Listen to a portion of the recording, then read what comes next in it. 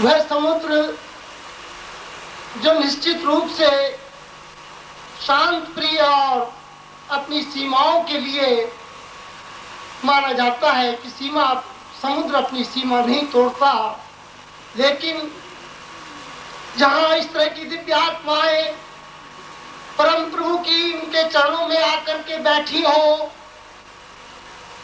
वहां कवाताएं और उनके हृदय में उमड़ता हुआ समुद्र का वह ज्वार भाटा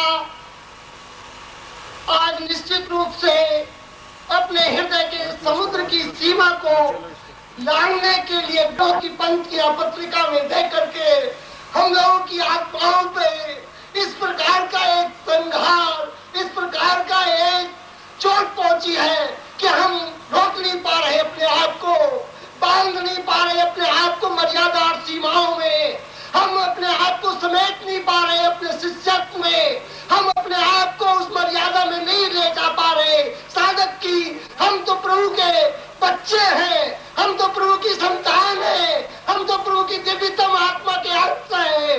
इसलिए हे प्रभु, न हमारी सीमाओं पर जाओ, न हमारी मर्यादाओं पर जाओ, न हमारी किसी न्यूनताओं पर जाओ, हमें आज आप स्वतंत्र कर दो, मुक्त कर दो कि हम मुक्त गले से, मुक्त कंठ से आपका जयघोष कर सके, अपने हृदय का समुद्र उड़ेल सके, अपने आंसुओं के हल्के से आपके पद चिन्ह, आपके नख, आपका रोम रोम हम अर्घ्य दे करके सिद्ध कर सके। प्रभु, आकाश के उस बूंदों में भी, उन मेघों में भी वह पावनता नहीं रही। प्रभु, उस समुद्र के उस ज्वार भाटे के उस उबाड़ में भी, उन लहरों में भी वह पावनता नहीं रही। प्रभु, जो हमारे हृदय की इस समय की उपंती हुई समुद्र की ज्वार भाटाओं से उठ रहा है, प्रभु इन आंखों को मत देखो, इन आंसुओं को मत देखो। प्रभु, ये अपने आप में इस समय बंधन मुक्त है। अगर आप इसकी कीमत समझ सकते हैं, आप यदि इन आंसू को अपने चरणों तक अर्घ्य के रूप में स्वीकार कर सकते हैं, तो हमारा तो रोम रोम विस्फोटित है, विकंठित है, फैला हुआ है। प्रभु, इसे समेट लो, आप अपने बाजुओं में समेट लो, ये प्राणों में गति दे दो, स्थान दे दो। प्रभु, हमारी केवल यही आपसे विनीत विनती है, यही प्रार्थना है। इसी प्रार्थना को लेकर तो हम आपसे आए हैं, हम आपके चरणों से जुड़े थे। आज वो दिन याद आ रहा है प्रभु, कैसे हम अपने घर बार को छोड़ करके आपके चरणों से आकर के लिपटे थे। उस क्षण का जो दिया हुआ आशीर्वाद वरदान हमें शिष्यत्व का मिला था, आपने हमें उससे भटका दिया, हमें आपने भीड़ में भेज दिया, हमें आपने नाना प्रकार के कार्यों में उलझा दिया।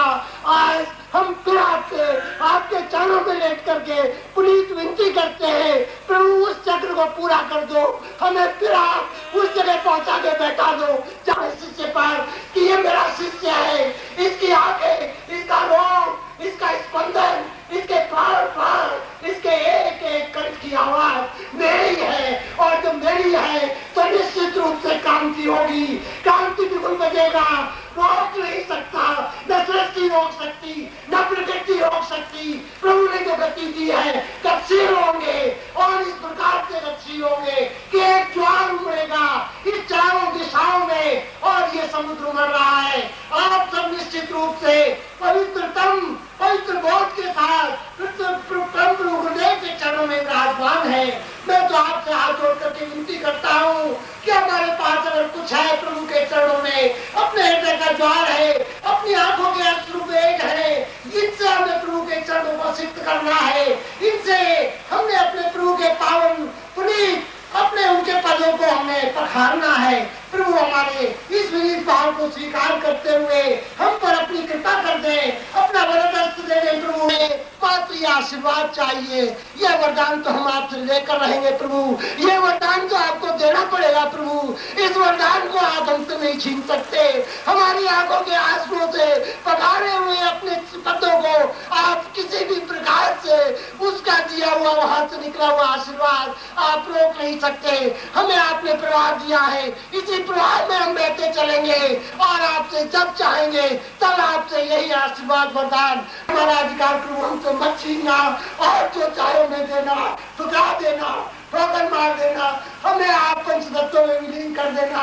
हमें इसकी भी चाह चिंता नहीं, हमें तो चिंता एक है कि आपके हम कहीं चरणों से दूर न हो जाए प्रभु, बस इतना। नेत्रों से उनके जो चरण प्रक्षालन किए हैं वह सब हमारे आपकी ओर से ही किया है। परम पूज्य गुरुदेव के चरणों में वास्तव में हम यही भाव लेकर के इस भिलाई लौह नगरी के प्रांगण में हम लोग उपस्थित हुए हैं। गुरुदेव, यह तो हमारी प्रार्थना आपसे है ही। सदा भवतां भवदेव देवी। एक ऐसी महादेवी निर्मित हुई है जिसको काल कहा गया है, जिसको समय कहा गया है, जिसको शक्ति कहा गया है, जिसको प्राणस चेतना कहा गया है, जिसको माँ अम्बे कहा गया है।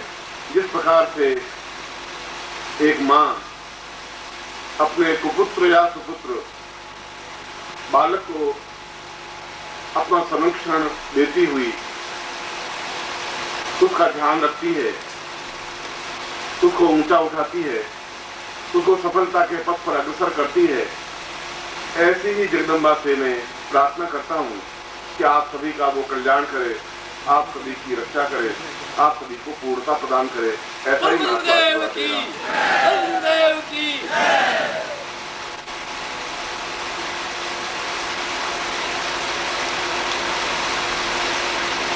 पूरे भारतवर्ष में और भारतवर्ष के बाहर भी कई बार शिष्यों के शिविर हुए, सन्यासी शिष्यों के भी और गृहस्थ शिष्यों के भी। और उन सभी शिविरों में एक गुरु रूप में मुझे जाने का अवसर भी मिला। उनको मिला भी, जो शिष्य परिचित थे, जो अपरिचित थे, जो नवादुक थे, जो कई वर्षों से थे। बावजूद भी इस पूरे जीवन में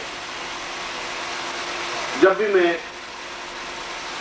कुछ ऐसे शिष्यों को देखता हूं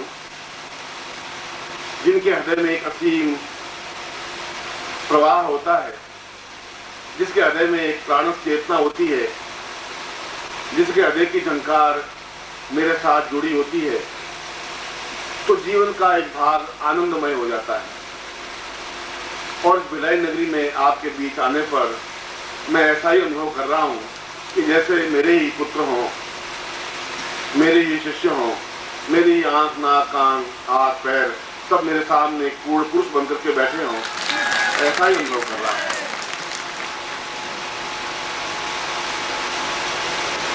ये नवरात्रि का पर्व और कोई भी नवरात्रि का पर्व सामान्य नहीं होता। सामान्य तो हम होते हैं, इसलिए सामान्य होते हैं कि हमने अपने आप को सामान्य समझ लिया है और वो सामान्यता हमारे जीवन से उतर नहीं पा रही है। न सन्यासी शिष्य होता है, न गृहस्थ शिष्य होता है। आपके मनुष्य से, मानस से, दिमाग से, दिल से आप सन्यासी भी हो सकते हैं, आप गृहस्थ भी हो सकते हैं, आप भोगी भी हो सकते हैं, आप रोगी भी हो सकते हैं, आप योगी भी हो सकते हैं। ये तो आपके मानस चिंतन की बात है। और आपके मानस चिंतन में ये बात घर कर गई है कि हम गृहस्थ हैं और हम साधना में सफलता नहीं पा रहे।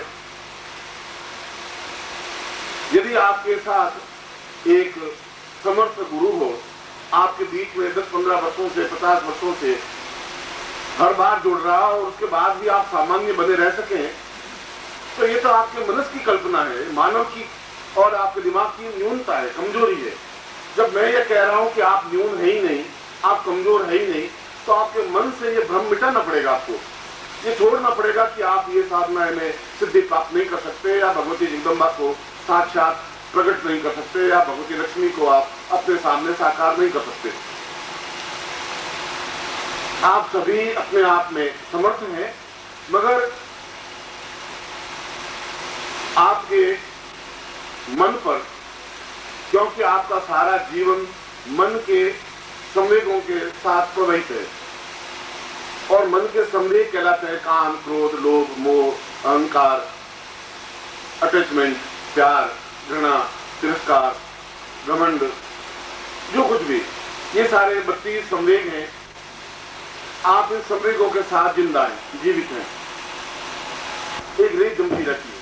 एक मुंह देखने के शीशे को भी हम कुछ दिन नहीं पहुंचे तो उसके ऊपर भी रेत जम जाएगी, धूल जम जाएगी, यद्यपि आपने धूल फेंकी नहीं है।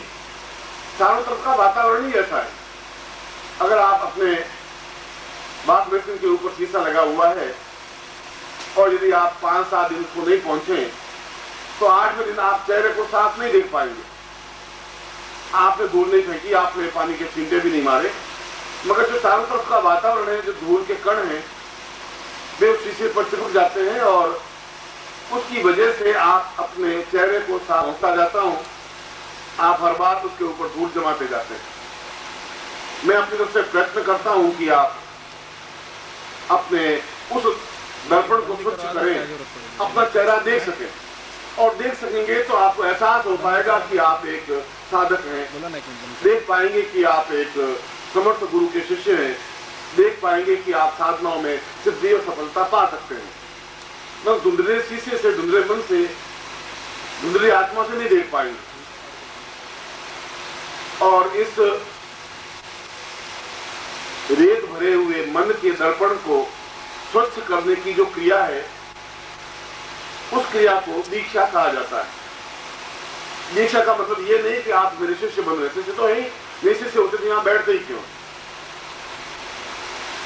दीक्षा का तात्पर्य यह भी नहीं है कि मैं आपको कोई पकड़ करके ऊपर आकाश में ले जाऊं। दीक्षा का तात्पर्य यह है कि आप मेरे से उस प्रकार से जुड़ सके जिस प्रकार से एक प्राण से, आत्मा एक आत्मा से, जीवन एक जीवन से, चिंतन एक चिंतन से, विचार एक विचार से जुड़ सके। और ऐसी जुड़ने की क्रिया की वजह से जो मेरे मन का स्वच्छ दर्पण है, वो प्रतिबिंब डाल करके आपके मन के उस दर्पण को भी पूर्णतः स्वच्छ बना देगा।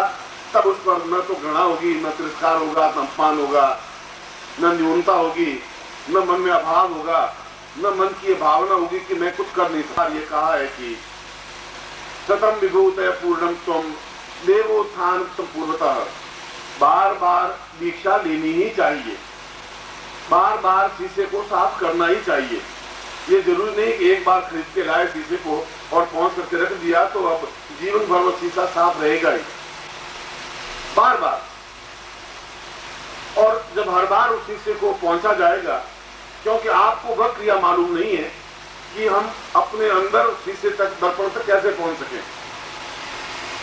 आपको तो अपने शरीर का ज्ञान है ही नहीं, बाहर की चीजों का ज्ञान है कि बांस है और ये खपच्चियां हैं और ये बरसात हो रही है और ये टेंट है या जो कुछ भी है। आंतरिक रूप से जाने की आपको क्रिया का अनुभव नहीं हुआ, और आंतरिक रूप से जाने की क्रिया को जब दीक्षा कहा जाता है, तब उसके अंदर एक चित्त में जो जड़ता है, जो श्रांत है, जो न्यूनता है, जो रुक गया है, उस जगह पर ठोकर मारने से अपने आप वो जीवन का प्रवाह सरल बन जाता है। फिर ये योगी सन्यासी, हमारे पूर्वज वशिष्ठ विश्वामित्र ये नहीं कहते कि बार बार दीक्षा लेनी चाहिए। फिर श्लोक की रचना होती ही नहीं, फिर केवल सामान्य दीक्षा से काम चल जाता है। उस दीक्षा का तात्पर्य यही है कि हम अपने आप में पूर्णत्व प्राप्त कर सके, जो हम नहीं कर सके, जो आप नहीं कर सके। या तो आप अपने प्रयत्नों से करें, और यदि आप प्रयत्न नहीं कर सके या आपको रास्ता ज्ञात नहीं हो, तो फिर गुरु के माध्यम से उस स्थिति को प्राप्त कर सके जिस स्थिति के माध्यम से हम अपने जीवन के अंदर फिर ब्रह्मांड को देख सके। जब अर्जुन ने कहा कि मैं तो आपको समझ नहीं पा रहा हूं, आप कह रहे हैं कि आप 11वें अध्याय में कहा है कि 10वें अध्याय में कहा है कि आप अपने आप को कह रहे हैं आप बहुत महान हैं, और पेड़ों में आप कह रहे हैं मैं पीपल हूं, और ये आप कह रहे हैं कि मैं ब्रह्मांड हूं, मैं नदियों में गंगा हूं, मैं सागरों में समुद्र हूं। मुझे तो ऐसा कुछ लग नहीं रहा है। मुझे तो लग रहा है कि आप सारथी हैं, घोड़ों की लगाम पकड़ी हुई है और कुरुक्षेत्र में खड़े हैं। आप में मुझमें अंतर क्या है? मैं कैसे मानूंगा कि आप हैं? मैं देख ही नहीं पा रहा हूँ, मैं समझ नहीं पा रहा हूँ, आपको सब सुन रहा हूँ।